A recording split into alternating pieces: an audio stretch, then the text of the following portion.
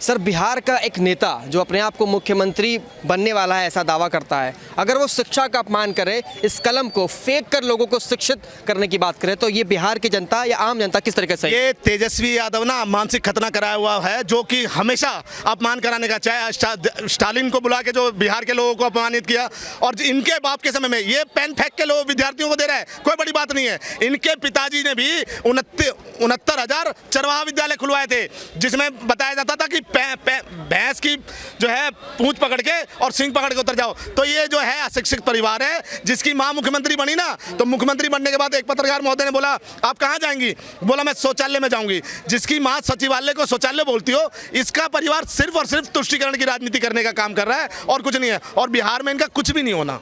हाँ जी, बिल्कुल। लेकिन जिस तरीके से वो मुट्ठी में पकड़ के कलम को और लोगों के बीच फेंक रहे हैं, और दावा तो ऐसा कर रहे हैं कि मैं जो है यहाँ के लोगों को शिक्षित बनाऊंगा, रोजगार दूंगा, महिलाओं के सम्मान की बात कर रहे हैं। कितना पढ़े लिखे हैं, खुद कितना पढ़े लिखे हैं।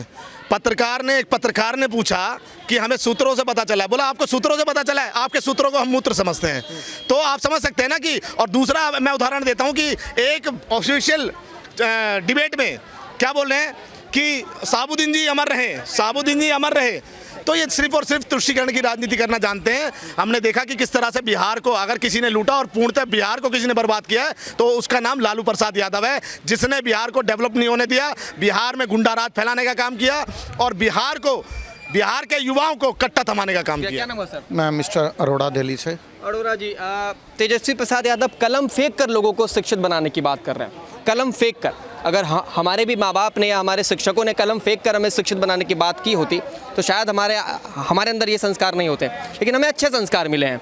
तो मैं ये जानना चाहता हूँ कि विद्या का अपमान कैसे सह रही है जनता? देखो, जो 9वीं फेल है उसके हर बयान से बिहार की जनता जो है ना, वो दूसरा पप्पू मिल गया हुआ उनको। देखो मेरी बात सुनिए, बेटा 9वीं फेल, बाप जेल बेल, जनता समझ चुकी है इनका खेल, आने वाले चुनाव में बुरी तरह देगी इनको पेल। देखो, जब आप बिहार की जनता का अपमान करोगे, जब आप वहाँ पे स्टालिन को अपना स्टेज शेयर करने दोगे, जो इसने बिहारियों को अपमान किया, यदि आप उसको साथ लेके चलोगे तो इससे वोट बैंक बढ़ेगा नहीं, वोट बैंक कम होगा। यदि आप अपनी रैली में ये नारे लगाओगे शहाबुद्दीन अमर रहे, कौन शहाबुद्दीन? जिसने जीवित व्यक्तियों को एसिड डाल के जला दिया था। यदि आप शहाबुद्दीन अमर रहे के नारे लगाओगे तो क्या बिहार की जनता वोट देगी? और ये कह रहे हैं वोट चोर गद्दी छोड़, और बोल कौन रहा है? ये बाइक चोर, लोग कह रहे हैं हमारी बाइक छोड़, हमारी बाइक छोड़ है, इन्होंने बाइक चोरी करी है वहाँ पे। देखिए, राजनीति के समय तमाम जुमलेबाजी तो चलती रहेगी, लेकिन जब बात विद्या पर आ गई है, क्योंकि शिक्षा ही हमें वो चीज़ें सिखाती है, हमें कैसे बात करनी चाहिए, कैसे कपड़े पहनने चाहिए, कैसे संस्कार है हमारे। अगर आप शिक्षा का अपमान कर रहे हो तो ये साफ दर्शाता है आप आने वाले समय में पूरे बिहार की जनता को कैसे शिक्षित बनाओगे। देखिए, बिहार की जनता को अब कम मत आकिए। बड़े बड़े आईपीएस ऑफिसर, बड़े बड़े आईएएस ऑफिसर बिहार से निकल रहे हैं। बिहार की जनता जो है ना, वो अब 1990 से 2005 का जंगल राज भूली नहीं अभी तक। उस समय भी आईना दिखाया था, अब भी जनता जो है वो आईना दिखाने को तैयार है बुरी तरह से। ये जो अपनी अल्प बुद्धि का, अल्प ज्ञान का प्रदर्शन जो तेजस्वी यादव राहुल गांधी के साथ मिलकर जो करते रहते हैं, ये वहाँ की जनता अच्छी तरह से समझ रही है कि ये है क्या। जब वहाँ पे ये लालू प्रसाद यादव जब ये कहते हैं चोरों को हटाइए, हमें जताइए, तो जनता जो है वो जान जाती है कि ये चोर बोल कौन रहा है। जो खुद चारा घोटाला का सजा याफ्ता व्यक्ति, वो कह रहा है चारा घटोल मतलब दूसरों को। मैम, आपका नाम क्या है? नाम जानना चाहता हूँ। मेरा नाम कृतिका है। और आपका मैम? प्राची। कृतिका प्राची जी, मैं आपसे जानना चाहता हूँ कि विद्या का अगर कोई अपमान करता है, हमारे कलम के, हमारे पुस्तकों का, हमारे नोटबुक्स का, तो आपका क्या ओपिनियन होगा? लाइक कोई अगर फेंक के कोई चीज़ दे रहा है, कोई क्या गलती से पैर लगा रहा है, तो क्या ओपिनियन देना चाहेंगे आप विद्या का अपमान? देखिए, जो लोग आज की डेट में एजुकेटेड हैं वो जानते हैं कि एजुकेशन का मतलब सिर्फ ये नहीं है कि बुकिश नॉलेज है। आप एक ओवरऑल पर्सनालिटी, एथिक्स, एवरीथिंग, एक कहते हैं ना, कोई भी काम आप कर रहे हैं, आप सिर्फ उसमें ये नहीं देख रहे कि गलत सही क्या है, आप पूरा देख रहे हैं कि वो एथिकल है या नहीं। अगर आप, जैसे कि ये अभी आप कह रहे थे कि मैम भी कह रही थी कि अगर आप उनका सम्मान नहीं कर सकते एटलीस्ट अपमान मत करिए। हमें पता है कि हमारी लाइफ में हम सिर्फ ये नहीं कह रहे कि 2+2 4 होता है, हम ये कह रहे हैं कि हमारी पढ़ाई लिखाई, हमारी विद्या का हर एक एस्पेक्ट में लाइफ में क्या क्या उसकी इम्पोर्टेंस है। डेफिनेटली मैं आपसे जानना चाहूँगा प्राची जी। मैं यही बोलना चाहूँगी कि जैसे कोई अनपढ़ है, उसने किसी बुक का अपमान किया, किसी भी चीज़ का अपमान किया, तो मैं यही बोलना चाहूँगी कि ठीक है, तुम्हें पता नहीं है, तुम सम्मान नहीं कर सकते, पर जब तुम्हें पता ही नहीं है तो तुम अपमान क्यों करो? एटलीस्ट अपमान मत करो, उस चीज़ को तुम इग्नोर कर सकते हो पर अपमान मत करो। ठीक है, मैं आपसे कहूँ कि ये जो किया है वो एक लीडर है, वो एक लीडर है, आने वाले चुनाव में वो प्रत्याशी है और मुख्यमंत्री पद की शपथ लेने वाला ऐसा अपने आप को दावा करता है। तो अगर कोई लीडर ऐसा करता है तो कोई लीडर ऐसा करता है तो क्या कह सकते हैं हम? फिर भी कुछ तो कहना होगा ना, कोई लीडर अगर ऐसा करता है तो। अब उसने किस कॉन्टेक्स्ट में किस चीज़ को क्या कहा है वो तो उसी के ऊपर पता चलेगा ना। कुछ समझाने के लिए अगर कोई एग्जाम्पल दिया हो। कलम को फेंक कर लोगों के बीच फेंक रहा है, कलम को उठाकर लोगों के बीच फेंक रहा है, ये लोग शिक्षा दे दिया मैंने। कुछ कॉन्टेक्स्ट पता चले मैं तभी कुछ कह पाऊंगी, ऐसे तो नहीं कहूँगी। आप कह रहे हैं कि भाई वो अपकमिंग लीडर हैं या जो है उनके नाम में ही लीडर है, मतलब वो लीड करेंगे। अगर वो डेफिनेटली लीड करेंगे तो वो उनको एटलीस्ट जो भी हैं उन्हें ये पता होना चाहिए कि कलम सिर्फ लिखने का एक वो ज़रिया नहीं है। कलम का मतलब है आप हर वो चीज़ बदल सकते हैं जो पहले ताकत रखती है वो। तो जिसमें भी एक ताकत है, पावर है, आई थिंक डेफिनेटली उसकी हमें रिस्पेक्ट करनी चाहिए, चाहे वो लीडर हो चाहे एक आम इंसान हो। बिहार के लीडर जिस तरीके से विद्या का अपमान कर रहे हैं, कलम का अपमान कर रहे हैं, जनता इसको किस तरीके से देखती है? कलम फेंक कर किसी को शिक्षा देने की बात करना। जहाँ तक मेरी नॉलेज है, बिहार मतलब शिक्षा में सबसे ज़्यादा आ गया है, सबसे ज़्यादा आईएएस बिहार से निकलते हैं, आईएएस पीसीएस। तो जिस हिसाब से तेजस्वी यादव ने ये अपनी मतलब इतना बुरा बिहेव दिखाया स्टूडेंट को लेके, तो इसकी मैं कड़ी से कड़ी निंदा करता हूँ।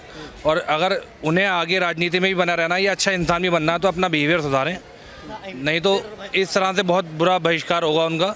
बिहार ही नहीं पूरे भारत में उन्हें कहीं किसी लायक खड़े होने लायक जनता छोड़ेगी नहीं। ठीक है, कलम की क्या अहमियत है आपकी ज़िंदगी में? कलम तो भैया सरस्वती है, वो तो यूज़ करना है, हमें उसकी सेवा करनी है, बस अपने हिसाब से रखनी चाहिए चीज़ें मेंटेन। सरस्वती माँ का जिस तरीके से सम्मान करते हैं वैसे इसका करना है, वैसे इसका सम्मान करना चाहिए, मगर वो चीज़ गलत कर रहे हैं वो अपने। यहाँ विद्या ही नहीं, यहाँ पे गाय हो, कोई भी पशु पक्षी हो, सबका सम्मान है, सबको एक जैसा लिया जाता है। तेजस्वी यादव के लिए मतलब हम यही कहना चाहते हैं, हम यूथ हैं आने वाले टाइम के, मतलब हम चाहें तो अपने हाथ में कुछ भी कर सकते हैं। तेजस्वी अगर हमारे सामने खड़े होकर भी अगर ऐसी बात कर देते तो जिस हिसाब से उन्होंने पेन को फेंका है तो हम उन्हें कैसे भी करके फेंक सकते थे, इतनी ताकत रखते हैं अपने अंदर। ठीक है सर, कोई नेता अगर पेन फेंक कर आपको दे कि मैं आपको शिक्षित बनाऊंगा, आप किस तरीके से रिप्लाई देंगे? ये तो गलत है, बुरा लगेगा। पेन फेंक के क्यों लेंगे? मैंने आपको कहा मैं आपको शिक्षा दूंगा, पेन फेंक दिया, लो शिक्षा। नहीं, गलत है ये। अगर आप मेरे को पेन दे रहे हो तो इज्जत से दो ना, क्योंकि इससे हम लिख रहे हैं, समझो, और इसका सम्मान होना चाहिए। तो ऐसे फेंक के गलत है ये तरीका, चाहे वो कोई भी नेता हो। तो इसलिए मेरा ऑब्जेक्शन इस पे जो है यही कहना चाहूँगा कि ये सरासर नाइंसाफ़ी है, इसकी इज्जत करो, ये कलम है। बिहार की जनता को बदनाम ना करें, बिहार बहुत अच्छा कल्चर है अपने हमारे भारत का। रैली के दौरान वो जो है इस कलम को लोगों को फेंक कर दे रहे हैं, मतलब मुट्ठी भर कलम पकड़ के लोगों को फेंक रहे हैं और कह रहे हैं मैंने तुम्हें शिक्षा दिया और मैं मंत्री बनने के बाद जो है सबको शिक्षित कर दूंगा। तो मेरा पहले सवाल आपसे होगा, नाम के साथ शुरुआत करेंगे। कलम अगर कोई आपको फेंक कर दे तो आप उसको एक्सेप्ट किस तरीके से करते हैं? कलम फेंकना मेरे लिए तो यही होगा कि आप शिक्षा नहीं उसका व्यापार कर रहे हैं। और कलम को सभी को पता है कलम की ताकत क्या आज के ज़माने में। और ये तो कोई एक तरीके से पब्लिक पे एहसान करने के बराबर हुआ, जो कि उनकी जिम्मेदारी है कि अपने प्रदेश को शिक्षित करें, पर वो उसको दिखावे के तौर पे ले रहे हैं। तो ये तो कोई इनका स्पेसिफिक रीज़न नहीं हुआ कि मैं शिक्षा सबको बांट रहा हूँ, वो तो एक जेन्युइन सा रीज़न है कि हाँ आपका प्रदेश शिक्षित होना चाहिए। और ये आजकल कॉमन है कि हर कोई प्रदेश शिक्षित तो होना चाहिए। सर पहले आपका नाम क्या हुआ, नाम बताइए। मेरा नाम राजा प्रसाद सिंह है। राजा प्रसाद जी, कोई नेता अगर किसी जनता को कलम फेंक कर दे के दावा करता है कि मैं शिक्षित बना दूंगा, तो ये किस हद तक सही है? ये विद्या का अपमान है। देखिए, कलम फेंकने की जो बात है, जिसको शिक्षा का स नहीं पता हो वो तो ऐसे ही करेगा ना। काहे ऐसा कह रहे हैं आप? मैं इसलिए बोल रहा हूँ, नेता है, युवा नेता है, बिल्कुल युवा नेता है, इसको हम डिनाई नहीं कर सकते। वो बिहार के उप मुख्यमंत्री भी रह चुके हैं। अगर उनको शिक्षा का महत्व पता होता, अगर उनको शिक्षा का महत्व पता होता तो ज़रूर उस पेन को फेंकते नहीं, बल्कि वो एक एक को बांटते। उनको शिक्षा को बांटना है, उनको शिक्षा को फेंकना नहीं है। जो शिक्षा को फेंकता है उसको बिहार की जनता कैसे चुन सकती है? अच्छा, आपका क्या नाम हुआ सर? मेरा नाम ऋतिक चौधरी है। ऋतिक जी, कलम की क्या अहमियत है आपके ज़िंदगी में? अहमियत बताइए। कलम की तो इतनी अहमियत है कि कलम से इंसान कुछ भी बन सकता है, ठीक है। राजा से रंक बनना कलम के ऊपर ही है। मतलब मैं ये मानूं कि आप जो वेल क्वालिफाइड हैं, पढ़े लिखे हैं, केवल इस कलम की ताकत की वजह से, अच्छे कपड़े पहन रहे हैं, सूझबूझ रख रहे हैं, कलम की वजह से। बिल्कुल जी। और शायद हो सकता है उनको कलम की अहमियत का ना पता हो, और बाकी शिक्षा तो हर किसी का अधिकार है। ऐसा तो नहीं है कि कोई नेता बन रहा है तो वो बोलेगा कि मैं दे रहा हूँ, वो तो हर किसी का अधिकार है और वो अधिकार छीन भी नहीं सकता। तो जिसे कलम की अहमियत का ना पता, तो क्या वो बिहार का नेता बनने लायक है? कलम वो कर रहे हैं, वो तो दिखावा कर रहे हैं, शिक्षा थोड़ी बांट रहे हैं। वो तो अपने इलेक्शन प्रोपेगेंडा लेकर आ रहे हैं, दिखावा कर रहे हैं। कल को नेताओं क्या होता है, अतरवाद ये करते हैं, मुकर जाते हैं, नहीं करते, पर वो तो एक दिखावा ही कर रहे हैं। चलिए, बहुत बहुत शुक्रिया। सर, क्या नाम हुआ आपका? अभिषेक नाम है। अभिषेक जी, बिहार में चुनाव है और जिस तरीके से विपक्ष के नेता हैं तेजस्वी यादव, मुख्यमंत्री बनने का दावा करते हैं अपने आप को, लेकिन कहीं ना कहीं कलम का अपमान करते हुए दिखाई दे रहे हैं। तो किस तरीके से ये उनका रवैया दिखा आपको और कैसे देखते हैं आप? देखिए, जहाँ तक तेजस्वी यादव की बात है, राजद पार्टी ही है चोरों की। लालू प्रसाद यादव ने चारा घोटाला किया।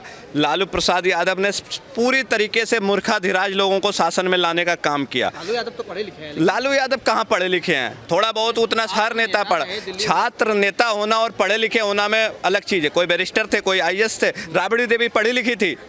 तेजस्वी, हाँ, देखिए मैं आपको बताता हूँ कि जिसके दोनों भाई, मतलब दोनों भाई में से कोई भी 10वीं पास नहीं कर पाया, माँ बाप दोनों मुख्यमंत्री रहे हुए हैं, क्या इसका क्या आप बताएंगे? ये लोग मूर्खाधिराज की पार्टी है। इन लोगों को बिहार की जनता लात और जूते से स्वागत करके भगाएगी। मैं आपको ये गारंटी के साथ बता रहा हूँ। अब बिहार में तेजस्वी यादव का ये सपना कभी भी पूरा नहीं होगा कि कभी वो बिहार का मुख्यमंत्री बन सके। ऐसा कभी भी नहीं होगा। सपना पूरा नहीं होगा। सर, विद्या का अपमान करना ये किस हद तक जायज़ है या कितना सही है? नहीं, बिल्कुल भी जायज़ नहीं है। मतलब पेन फेक करके देना एक तो पब्लिक डिसेंसी में आता नहीं है। दूसरा, उनका जो क्लेम है सीएमशिप का, वो डिजर्विंग नहीं है। मतलब he has done nothing to prove himself. वो 2-3 साल शायद बीच में मुख्यमंत्री रहे भी थे, तो ऐसा कोई काम नहीं किया। अगर हम इसको बैकडेट में लेके जाएं तो उनके पिताजी और माताजी का जो 15 साल का कार्यकाल रहा है, वो भी जंगल राज का कार्यकाल रहा है। पैसे दे करके नौकरी लगती थी, लोग पियून भी बनने के लिए 5-5, 6-6 लाख देते थे, ज़मीन बेची जाती थी। फिर बिटिया की शादी हुई थी तो भैया शोरूम से गाड़ियाँ निकलवा ली गई, सब कुछ हुआ है। तो ऐसा कुछ भी नहीं उनकी राजनीति में, जिसको बहुत अच्छे से मेरे हिसाब से बिहार में अगर अभी मतलब बेस्ट आउट ऑफ वर्स्ट हम देखें तो मुझको लगता है बीजेपी आ सकती है। लेकिन मैं फिर भी चाहूँगा कि प्रशांत किशोर, क्योंकि एक अच्छा डिस्कोर्स खड़ा किया है, पॉलिसी से रिलेटेड उन्होंने मुद्दे उठाए जो अभी तक, क्योंकि नीतीश कुमार भी पहले आके ठीक ठाक काम किए लेकिन एकदम गलत में था, उससे थोड़ा बहुत उठा दिया। उसके बाद वो बहुत आराम से सेटिस्फाइड होकर बैठे हुए थे, क्योंकि लोग जंगल राज के नाम पे वोट दे रहे थे कि उसमें नहीं जाना है। तो अब वो भी काम नहीं कर रहे हैं और भाजपा भी कोई अच्छा काम नहीं करी। ना ही उन्होंने किसी नेता को खड़ा किया है इतने सालों में, चाहे सुशील कुमार मोदी जी रहे हों जो अब नहीं रहे, और अब सम्राट चौधरी और जो बाकी बचे हुए भी लोग हैं। तो मुझको लगता है कि प्रशांत किशोर को एक अच्छा अट्रैक्शन मिलना चाहिए इस चुनाव में, जिससे वो एक अच्छा अपोजिशन बनाए और आगे चल के अच्छा काम कर सकें।